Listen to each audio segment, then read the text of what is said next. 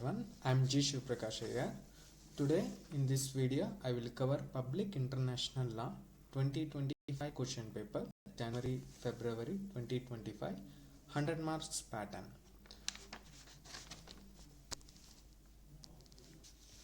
So let's begin the discussion.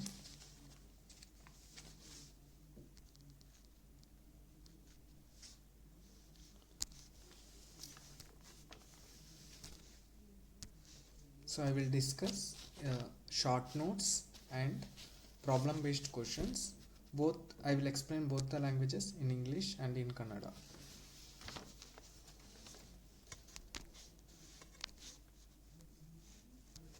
So I will explain using IRAC method, that is issue, rule, application and conclusion. So question number 1 for 8A short notes, Pakwet Habana case. So it is one of the famous case. Next is Calvo clause and Security Council. Let's discuss one by one.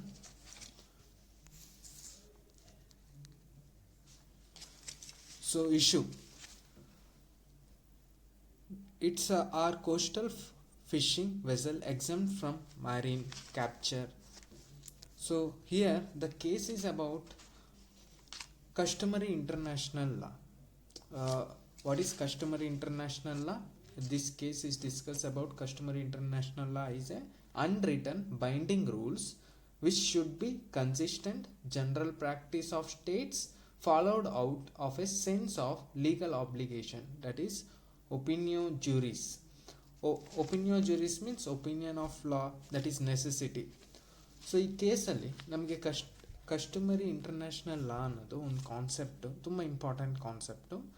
So ಇದು unwritten ಆಗಿರುತ್ತೆ, like ರಿಟರ್ನಲ್ಲಿ ಇರಲ್ಲ. Because customary ಏನಿರುತ್ತೆ like ತುಂಬ ವರ್ಷದಿಂದ ಒಂದು state follow ಮಾಡ್ಕೊಂಬರ್ತಿದೆ. So ಅದು ಮತ್ತು ಅದು ಇಂಟರ್ನ್ಯಾಷನಲ್ ಲಾಗೆ ಹೇಗೆ ಅಪ್ಲೈ ಆಗುತ್ತೆ ಅಂದರೆ ಆ ಪ್ರಾಕ್ಟೀಸಸ್ ಏನಿದೆ. ದಿಸ್ ಕೇಸ್ ನಾನು ಒಂದು ಸ್ಟೋರಿ ಥರ ಹೇಳ್ತೀನಿ ಈ ಕೇಸ್ ಏನಾಗುತ್ತೆ ಅಂತ. ಸೊ ಇಲ್ಲಿ ಏನಾಗುತ್ತೆ, USA ಅದೇ ಅಮೇರಿಕಾ ಮತ್ತು ಸ್ಪೇನ್ಗೆ ವಾರ್ ಆಗುತ್ತೆ. So war between America and Spain.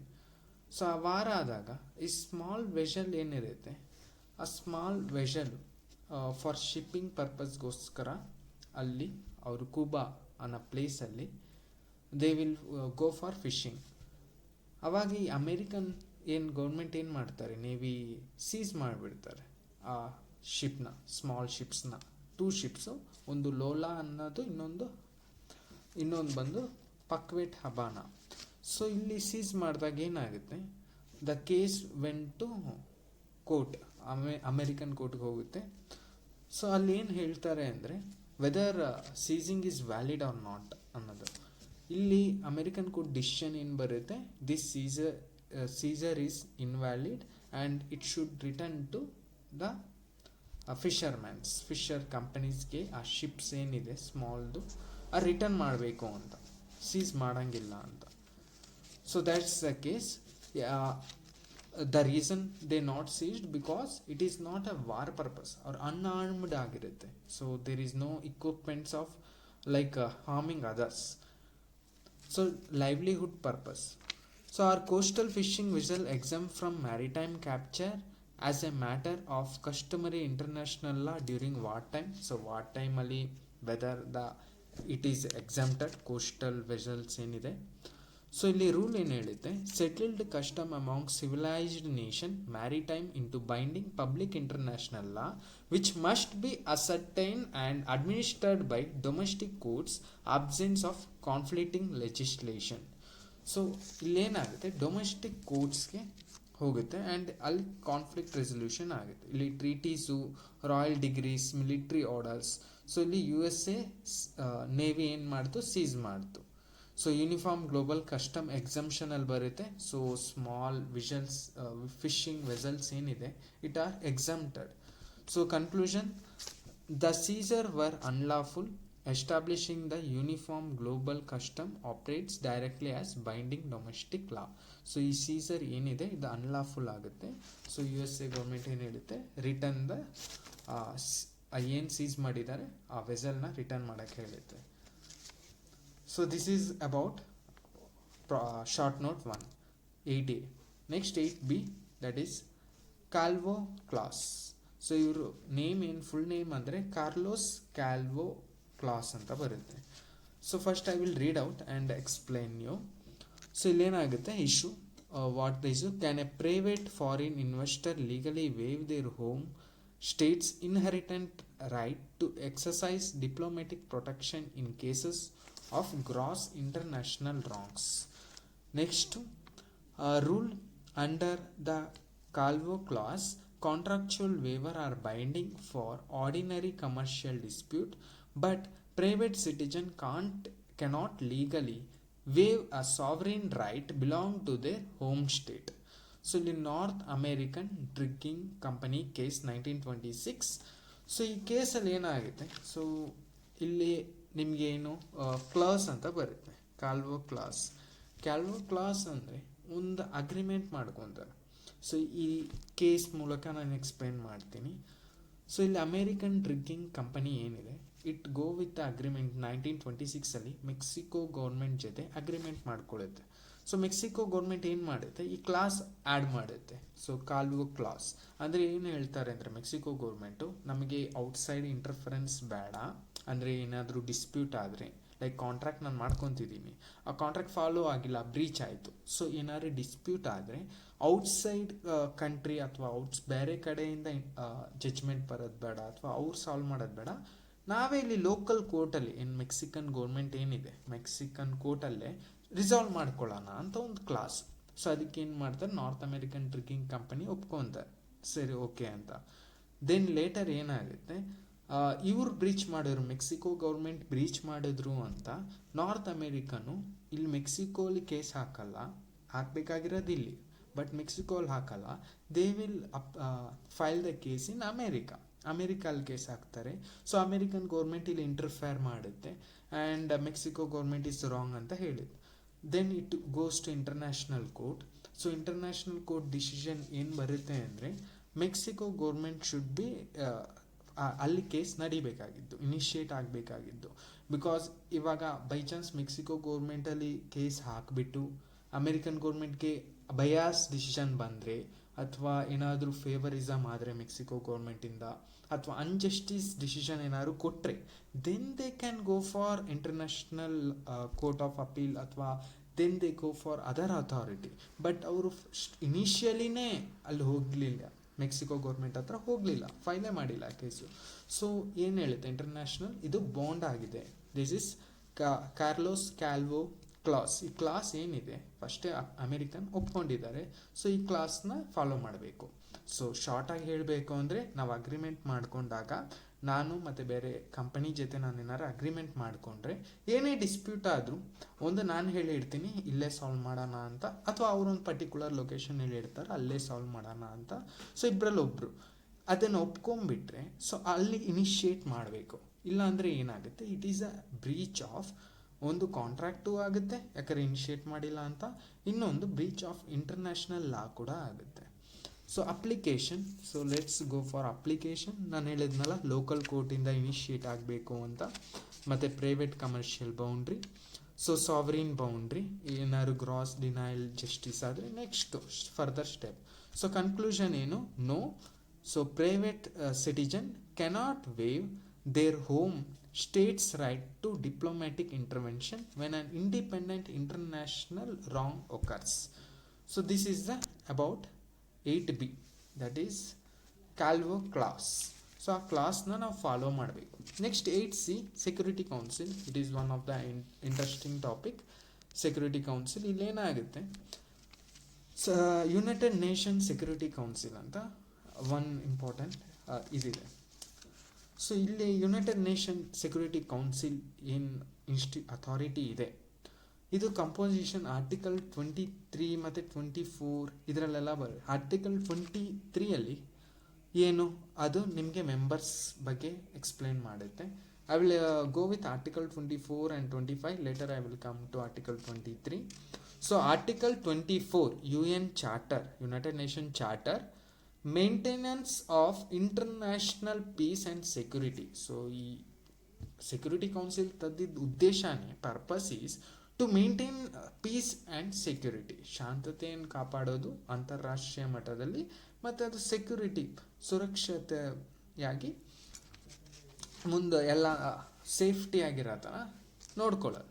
So ಇಲ್ಲಿ decisions of the security council are legally binding on all UN members, United Nation members, states under article 25 of the UN charter. So article 25 ಏನು ಹೇಳುತ್ತೆ, ಏನೇ decision ತಗೊಳ್ಳಿ security council ಅದು binding ಆಗುತ್ತೆ ಯಾರಿಗೆ, members of the United Nation ಮೆಂಬರ್ಸ್ಗೆ. So ಅವ್ರು ಏನೇ ಡಿಸಿಷನ್ ತಗೊಂಡ್ರು ಅದೆಲ್ರಿಗೂ ಅಪ್ಲೈ ಆಗುತ್ತೆ, ಎಲ್ಲರೂ ಫಾಲೋ ಮಾಡಬೇಕು ಮೆಂಬರ್ಸ್ ಕಂಟ್ರೀಸ್. ಸೊ ನೆಕ್ಸ್ಟ್ ಇವಾಗ ಆರ್ಟಿಕಲ್ 23 ನಾನು ಹೇಳಿದ್ನಲ್ಲ, ಪರ್ಮನೆಂಟ್ ಮೆಂಬರ್ ಅಂತ 5 ಕಂಟ್ರೀಸ್ ಇದೆ. Next 10 countries non permanent member, total 15 members ಇದ್ದಾರೆ UN ಸೆಕ್ಯೂರಿಟಿ ಕೌನ್ಸಿಲಲ್ಲಿ. ಸೊ ಇಲ್ಲಿ ಪರ್ಮನೆಂಟ್ ಮೆಂಬರ್ ಯಾರ್ಯಾರು ಅಂದರೆ ಯುನೈಟೆಡ್ ಸ್ಟೇಟ್ ಆಫ್ ಅಮೇರಿಕಾ ಬರುತ್ತೆ, UK ಬರುತ್ತೆ, United Kingdom, France, Russia, so ಅದೇ ರಷ್ಯನ್ ಫೆಡರೇಷನ್ ಅಂತ ಹೇಳ್ತೀವಿ, peoples republic of China, so China, total 5 countries. ಇಲ್ಲೇನಾಗುತ್ತೆ ಲೈಕ್ P5 ಕಂಟ್ರೀಸ್ ಅಂತ ನಾವು ಹೇಳ್ತೀವಿ ಇಲ್ಲಿ. ಸೊ ನೋಡಿ ಇಲ್ಲಿ ವೋಟಿಂಗ್ ಮಷೀನ್ ಅಂತ ಬರುತ್ತೆ article 27 like procedure of matter. ಇಲ್ಲಿ ಏನಾಗುತ್ತೆ ಅಂದರೆ ರಿಕ್ವೈರ್ಸ್ ಏನೇ ಡಿಸಿಷನ್ ತಗೋಬೇಕಂದ್ರೂ ಲೈಕ್ ಅದು ಎಸ್ಸಾ ಅಥವಾ ನೋವಾ ಅಂತ ಮೆಜಾರಿಟಿಯಲ್ಲಿ ನಮಗೆ ಬೇಕಾಗುತ್ತೆ. ಔಟ್ ಆಫ್ 15 ಇಲ್ಲಿ 9 ಬೇಕು ನಮಗೆ, 9 ಆದರೂ ಒಪ್ಕೋಬೇಕು, ಎಸ್ ಅನ್ಬೇಕು ಒಂದು ಡಿಸಿಷನ್ಗೆ. ಅಟ್ಲೀಸ್ಟ್ 9 ನೋ ಅಂದರೆ ಅದು ರಿಜೆಕ್ಟ್ ಆಗುತ್ತೆ, 9 ಎಸ್ ಅಂದರೆ ಅದು ಅಕ್ಸೆಪ್ಟ್ ಆಗುತ್ತೆ. ಸೊ ಯಾವುದೇ ಡಿಸಿಷನ್ ತಗೋಬೇಕು ಅಂದರು. So out of 15 countries 9 must be approve ಮಾಡಬೇಕು ಒಂದು ಡಿಸಿಷನ್ ಪಾಸ್ ಆಗಬೇಕು ಅಂದರೆ. ನೆಕ್ಸ್ಟ್ ಸಬ್ಸ್ಟೆನ್ಸಿವ್ ಮ್ಯಾಟರ್ ರಿಕ್ವೈರ್ಸ್ 9 ವೋಟ್ಸ್, ನಾನು ಹೇಳಿದ್ನಲ್ಲ, ಇನ್ಕ್ಲೂಡಿಂಗ್ ಆಲ್ P5. ಅದರಲ್ಲಿ ಪರ್ಮನೆಂಟ್ ಮೆಂಬರ್ ಕಂಟ್ರಿ ಏನಿದೆ ಅದು ಅಕ್ಸೆಪ್ಟ್ ಆಗಬೇಕು. ಇಲ್ಲಿ ಇಂಟ್ರೆಸ್ಟಿಂಗ್ ಏನು ಅಂದರೆ ಈ ಸೆಕ್ಯೂರಿಟಿ ಕೌನ್ಸಿಲಲ್ಲಿ all 5 permanent members should agree, yes ಅಂತ ಹೇಳಬೇಕು. ಒಬ್ಬರಾದರೂ ನೋ ಅಂದರೆ ಬೈ ಚಾನ್ಸ್ ಔಟ್ ಆಫ್ ಈ 5 ಪರ್ಮನೆಂಟ್ ಕಂಟ್ರಿಯಲ್ಲಿ 1 ಕಂಟ್ರಿ ಹೇಳ್ತು ನೋ, ಇನ್ನು ಎಲ್ಲ country 14 countries like 4 permanent, 10 non permanent, 10 accepted. So 14 country is accepted, but 1 country permanent member country is rejected. ಅವಾಗ ಏನಾಗುತ್ತೆ, ಎಂಟೈರ್ಲಿ ಇಟ್ ಈಸ್ ನೋ ಅಂತ. So a single no from P5 member shutters the resolution, ಅಂದರೆ ಆ resolution ಏನಿದೆ ಅಲ್ಲಿ stop ಆಗಿಬಿಡುತ್ತೆ, proceeding ಆಗಲ್ಲ. So ಇಲ್ಲೇನಾಗುತ್ತೆ, by chance ಅವ್ರು ಅಬ್ಸ್ಟೇನ್ ತೊಗೊಂಡ್ರೆ 5 ಎಸ್ ಅನ್ಬೇಕು ಅಥವಾ ಅಬ್ಸ್ಟೇನ್ ತಗೋಬೇಕು. ಅಬ್ಸ್ಟೇನ್ ಅಂದರೆ ಏನು, ಲೈಕ್ ನ್ಯೂಟ್ರಲ್ ಥರ, ನೀವು ಎಸ್ಸು ಅಂತ ಹೇಳ್ತಾ ಇಲ್ಲ, ನೋ ಅಂತಲೂ ಹೇಳ್ತಾ ಇಲ್ಲ, you are in neutral, abstain ಅಂತ ಹೇಳ್ತೀವಿ. ಅಬ್ಸ್ಟೇನ್ ಇದ್ರೂ ಓಕೆ, ಬಟ್ ಅವ್ರು ನೋ ಅಂದರೆ permanent members 5 permanent members, then it is the resolution pass ಆಗಲ್ಲ. So unlike general assembly, UNSC decisions are legally binding. Next ಬಂದು ಇದು ನಿಮಗೆ ಶಾರ್ಟ್ ನೋಟ್ಸ್ ಆಯಿತು. ಇದರಲ್ಲಿ ಇನ್ನೊಂದು ಇಂಟ್ರೆಸ್ಟಿಂಗ್ ಟಾಪಿಕ್ ಇದೆ ಈ ಶಾರ್ಟ್ ನೋಟ್ ಕಂಟಿನ್ಯೂಷನಲ್ಲಿ ಸೆಕ್ಯೂರಿಟಿ ಕೌನ್ಸಿಲಲ್ಲಿ. ನಿಮಗೆ ಇದರಲ್ಲಿ ಚಾಪ್ಟರ್ 4 ಅಂತ ಪೆಸಿಫಿಕ್ ಸೆಟಲ್ಮೆಂಟು, ಲೈಕ್ ನಿಮಗೆ ಯಾವ ಥರ ಸೆಕ್ಯೂರಿಟಿ ಕೌನ್ಸಿಲ್ ಸೆಟಲ್ಮೆಂಟ್ ಮಾಡ್ತಾರೆ, ಲೈಕ್ 2 or more ಕಂಟ್ರೀಸ್ ಅಥವಾ member countries there conflict resolution ಸ್ಟ್ರಾಟಜಿನ ಯೂಸ್ ಮಾಡ್ತಾರೆ. ಲೈಕ್ ನೆಗೋಷಿಯೇಷನ್ ಯೂಸ್ ಮಾಡ್ಬೋದು, ಮೀಡಿಯೇಷನ್ನು, arbitration, these are the parts of alternative dispute resolution system. So ಇಲ್ಲಿ ನೆಕ್ಸ್ಟ್ ಚಾಪ್ಟರ್ 6 ಆಯ್ತಲ್ಲ, chapter 7 action on threat to peace ಅಲ್ಲಿ article 41 ಬರುತ್ತೆ. ಇಲ್ಲೇನು ಬರುತ್ತೆ ಅಂದರೆ ನಾನ್ ಮಿಲಿಟ್ರಿ ಆ್ಯಕ್ಷನ್. ಸೊ ಸ್ಟಾರ್ಟಿಂಗಲ್ಲಿ ಯಾರಾದ್ರೂ ಕಂಟ್ರೀಸ್ ಮಾತು ಕೇಳಿಲ್ಲ ಅಂದರೆ if to control the country what they will do, economic sanction ಮಾಡ್ತಾರೆ ಟು ಕಂಟ್ರೋಲ್, ಲೈಕ್ ಅವರು ಸೆಕ್ಯೂರ್ ಮಾಡಬೇಕಲ್ಲ, that's the purpose, to secure entire country to international law ಅಲ್ಲಿ.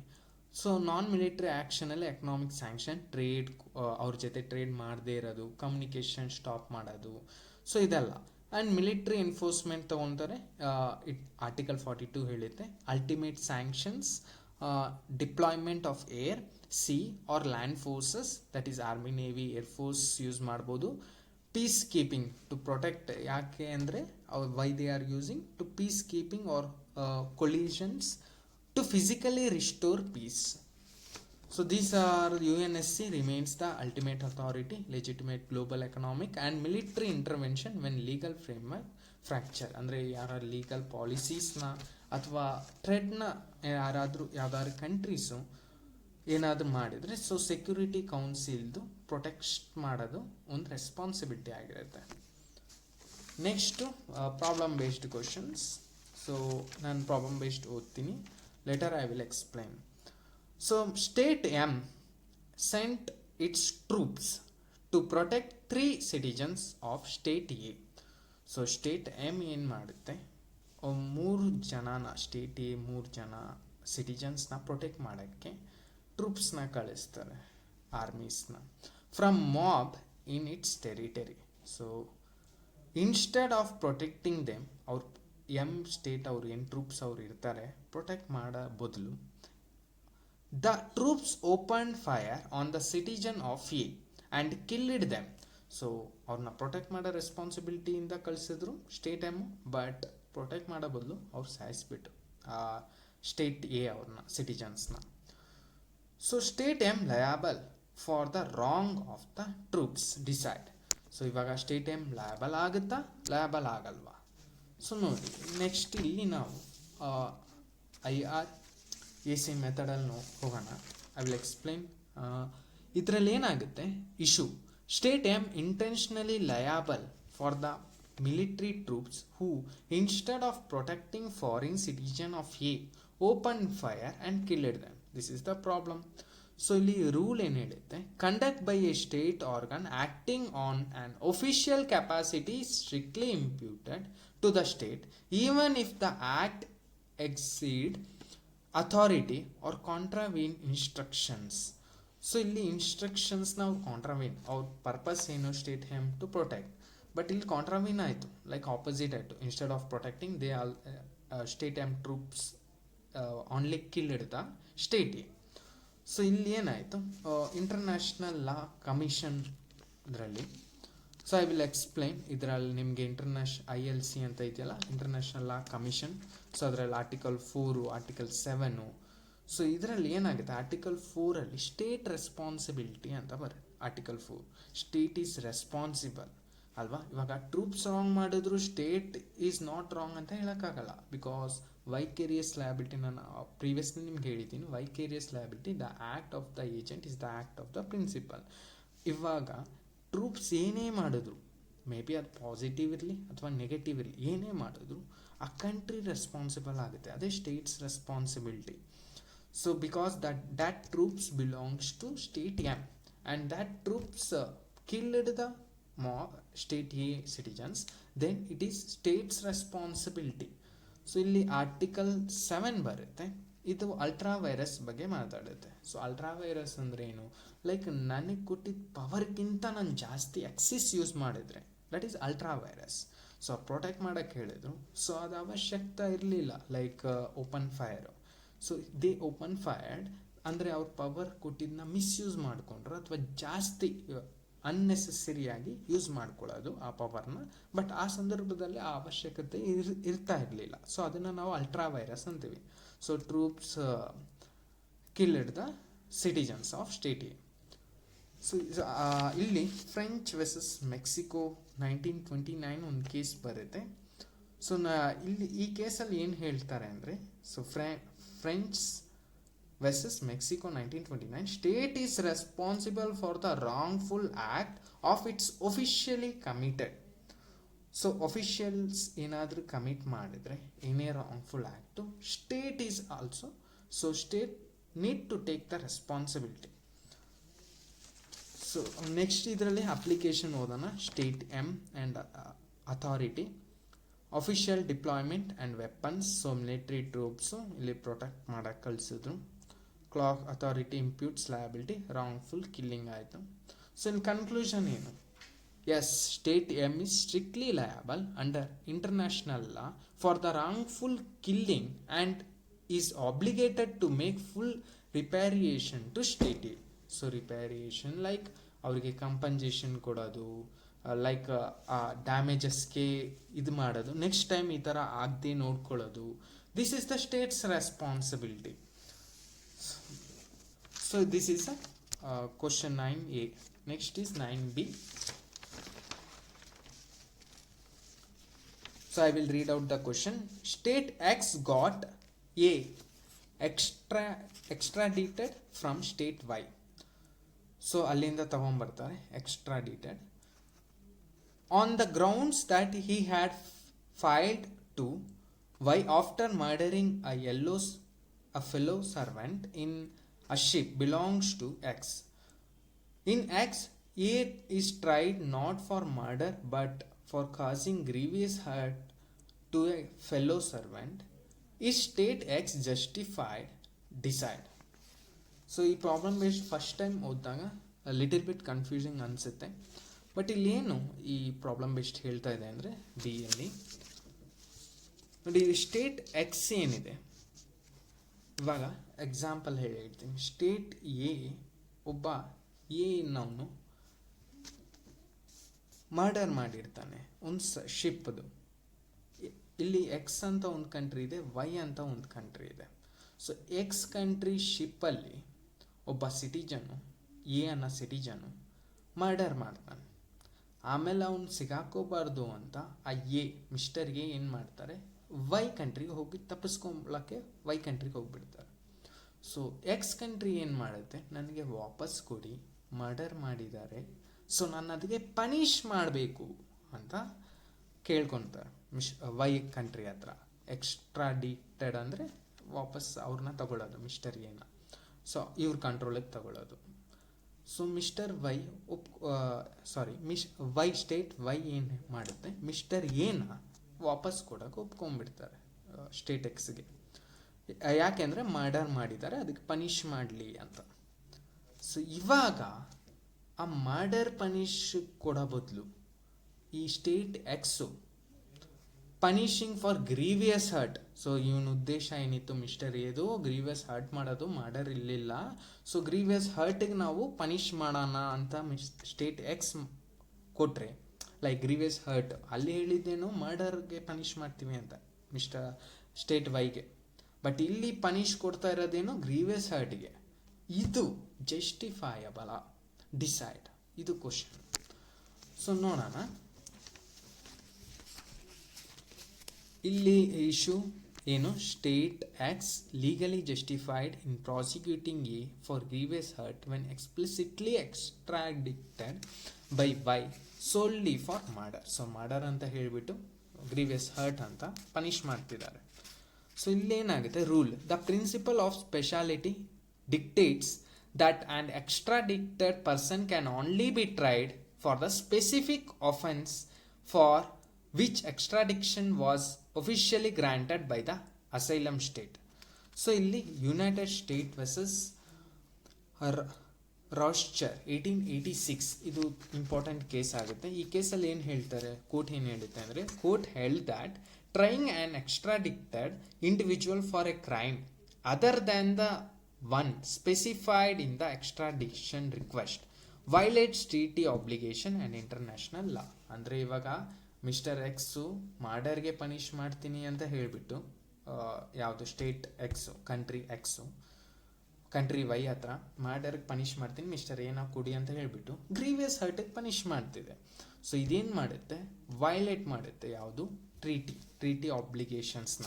ಯಾವ mister X and state X and state ವೈಗೆ treaty ಇದೆಯಲ್ಲ countries, so ಅದು ಮತ್ತು international ಲಾನ ಕೂಡ ವೈಲೇಟ್ ಮಾಡ್ತಾ ಇದೆ. ಸೊ ಇಲ್ಲಿ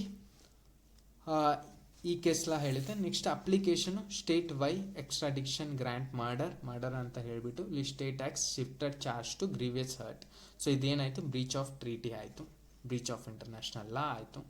so conclusion, no, the secondary prosecution is unlawful. State X must either prosecute for murder or return aid to the state Y. So ಇಲ್ಲಿ state X ಹತ್ರ ಎರಡು ಆಪ್ಷನ್ ಇರುತ್ತೆ.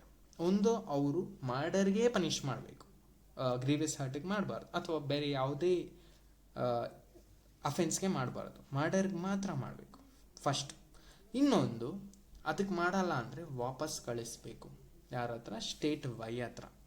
ಯಾಕೆಂದರೆ ನಾನು ವೈಗೆ ಏನು ಹೇಳಿದ್ದೀನಿ, ಅವ್ರಿಗೆ ಮರ್ಡರ್ಗೆ ಪನಿಷ್ ಮಾಡ್ತೀನಿ ಅಂತ, ಅದನ್ನು ಬಿಟ್ಟು ನಾನು ಬೇರೆ ಏನಾದರೂ ಮಾಡಿದರೆ ಅದು ಅಫೆನ್ಸ್ ಆಗುತ್ತೆ, ಲೈಕ್ ವೈಲೇಷನ್ ಆಫ್ ಟ್ರೀಟಿ ಅಲ್ವಾ, ಇಂಟರ್ನ್ಯಾಷನಲ್ ಟ್ರೀಟಿ, ಇಂಟರ್ನ್ಯಾಷನಲ್ ಲಾ ಆಗುತ್ತಲ್ಲ, ವೈಲೇಟ್ ಆಗುತ್ತೆ. ಸೊ ಅದಕ್ಕೆ ಇಲ್ಲ ಅಂದರೆ ನಾನು ಮಿಸ್ಟರ್ ಸ್ಟೇಟ್ ವೈದು ಪರ್ಮಿಷನ್ ತಗೋಬೇಕು. ಲೈಕ್ ನಾನು ಗ್ರೀವಿಯಸ್ ಹರ್ಟ್ಗೆ ಇದು ಪನಿಷ್ ಮಾಡಬೇಕು ಬಿಕಾಸ್ ಇದು ಮರ್ಡರ್ ಅಂದ್ಕೊಂಡ್ವಿ, ಕ್ಯಾನ್ ವಿ ಡೂ ಇಟ್ ಅಂತ ಅವ್ರ ಹತ್ರ ಒಂದ್ಸತಿ ಕನ್ಸೆಂಟ್ ಮಿಸ್ಟರ್ ವೈದು ಸ್ಟೇಟ್ ವೈದು ಪರ್ಮಿಷನ್ ತಗೋಬೇಕು ಟು ಪನಿಷ್ ಮಿಸ್ಟರ್ ಎ, ಅಥವಾ ವಾಪಸ್ ಕಳಿಸ್ಬೇಕು ಇಲ್ಲಾಂದರೆ ಮಿಸ್ಟರ್ ವೈ ಸ್ಟೇಟ್ ವೈ ಹತ್ರ. So this is the so no x not justifiable. Next is last question, problem based. Z son of diplomat causes death of H in an accident.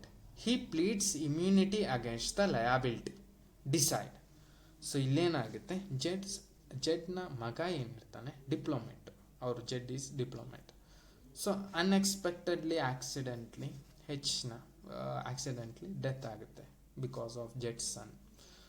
So ಇಲ್ಲಿ ಏನಾಗುತ್ತೆ, ಅವ್ರು diplomatic immunity ತಗೋಬಹುದಾ ಅಂತ.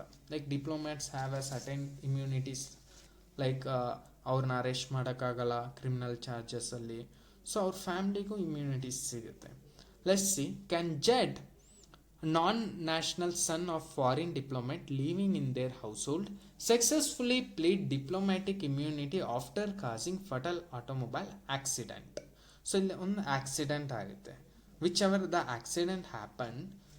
So ಇಲ್ಲಿ rule ಏನು ಹೇಳುತ್ತೆ, under the Veena convention of diplomatic relationship absolute criminal immunity extends identically from the diplomatic agency to non-national family members forming part of their household. So Vienna Convention on Diplomatic Relationship 1961 ದಿದು article 31 subsection 1 ಏನು ಹೇಳುತ್ತೆ ಅಂದರೆ, diplomatic agent enjoy absolute immunity, ಅಂದರೆ ಅವ್ರಿಗೆ absolute immunity ಇರುತ್ತೆ ಡಿಪ್ಲೊಮ್ಯಾಟ್ಸ್ಗೆ, from the criminal justification of the receiving state. So criminal justification ಅಂದರೆ ಅವ್ರ ಮೇಲೆ ಕ್ರಿಮಿನಲ್ ಪ್ರೊಸೀಡಿಂಗ್ ನಾವು ತಗೊಳಕ್ಕಾಗಲ್ಲ ಡಿಪ್ಲೊಮ್ಯಾಟ್ಸ್ ಮೇಲೆ.